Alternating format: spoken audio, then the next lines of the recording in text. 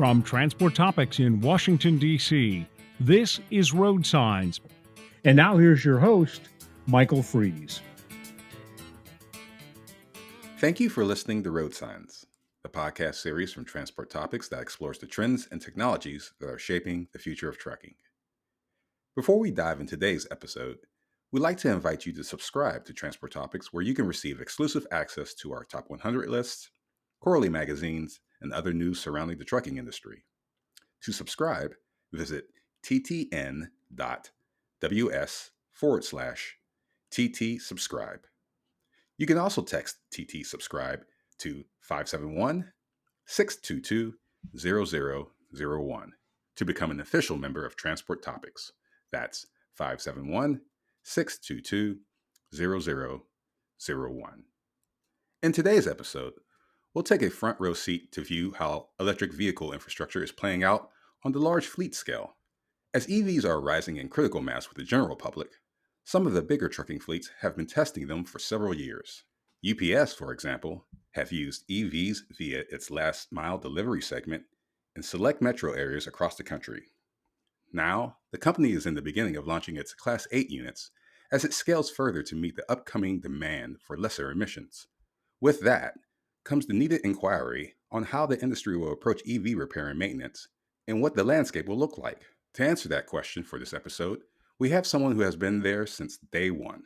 We spoke with UPS's Vice President of Maintenance, Anthony Marshall, during the ATA's Technology and Maintenance Council annual meeting in February about the future of EV repair and maintenance. Here's our conversation. Welcome to a very special edition of Road Signs. We are here at the American Trucking Association's Technology and Maintenance Council annual meeting here in Orlando, Florida. And we have a very special guest with us.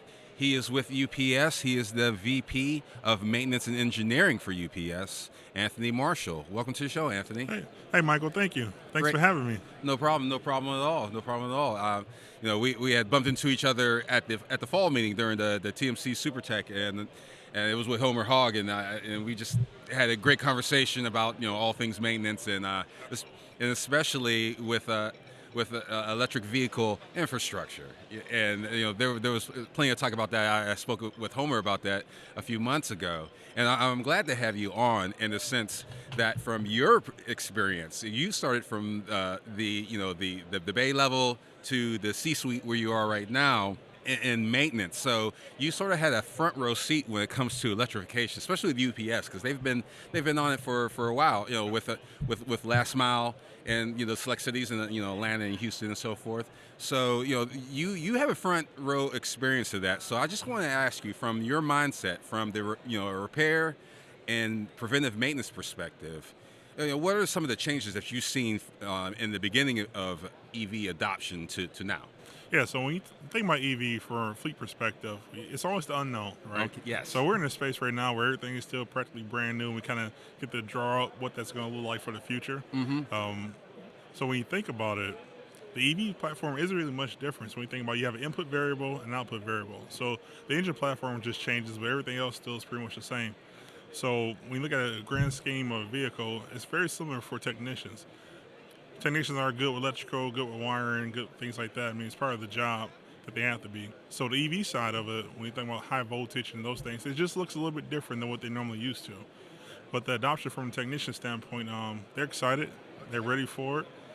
It challenges them a lot, but like anything else, our technicians are always built for it. All right. So in that process, I've asked this to many fleet managers from the top fleets, and I'm going to pose this question to you as well. When it comes to electrification, the fleet managers I've spoken with talk about the buy-in.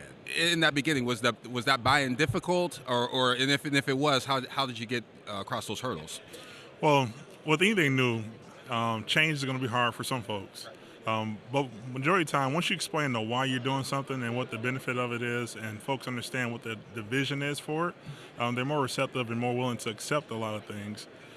So always make sure, from a fleet perspective, that you make sure you explain the why we're doing things.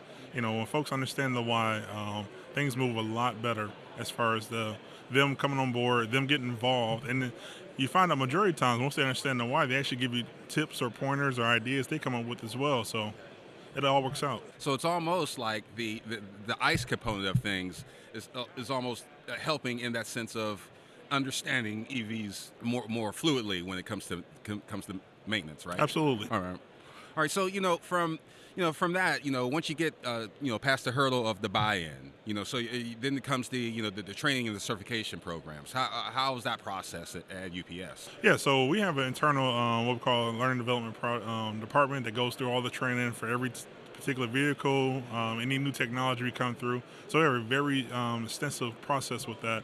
And that team does an excellent job of anything that comes into assimilating the training and make sure folks are well aware.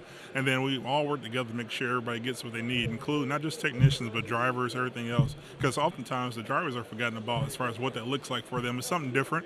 If you think about EVs are a lot quieter than their traditional diesel. So understanding what cab environment is going to be like and understanding all that stuff. So it's always good to make sure that on an internal standpoint that you always put the training first, make sure people are well aware of what changes are going to be, and then explaining in great detail how it's actually going to affect them personally. Okay. Yeah. So just with the with that training, what are the steps that have been taken to ensure that the parts and components for electric trucks are really readily available? Because even with diesel, there's still that procurement issue. Oh, absolutely. So with electric vehicles, I know. Maybe that might extend the problem or it might help the problem.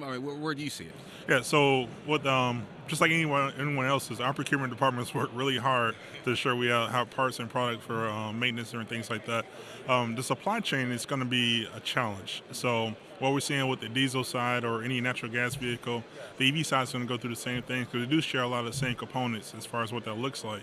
So it's going to be a little bit different for folks, but procurement does a really good job. Just make sure you understand where your shortfalls are going to be and try to have some plans in place for those. Okay, so in that process, is that more, especially when it comes to problem solving?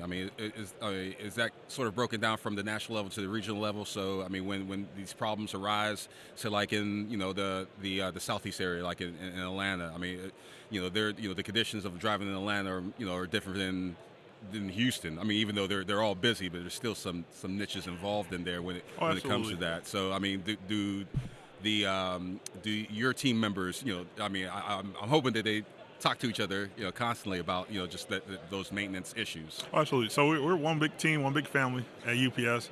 We communicate everything across the channels. What's good in one area is we always share ideas, what we consider best practices, and make sure those reach out to every what we call shop in the country. We have over 1,100 shops, maintenance shops. So we make sure we share all that stuff and everything gets assimilated that way. So we share knowledge constantly, whether it be through bulletins, phone calls, emails, any chain that can get information out, we utilize. All right, Anthony, I just have one more question before you go. I know you're a busy man.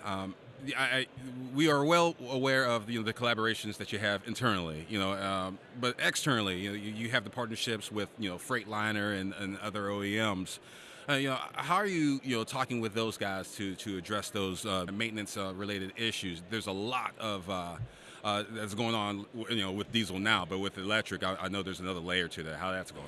Yeah, so when you think about UPS, being one of the largest private fleets and we have a large amount of return to field vehicles, we have a lot of extensive partnerships with a lot of different manufacturer OEMs.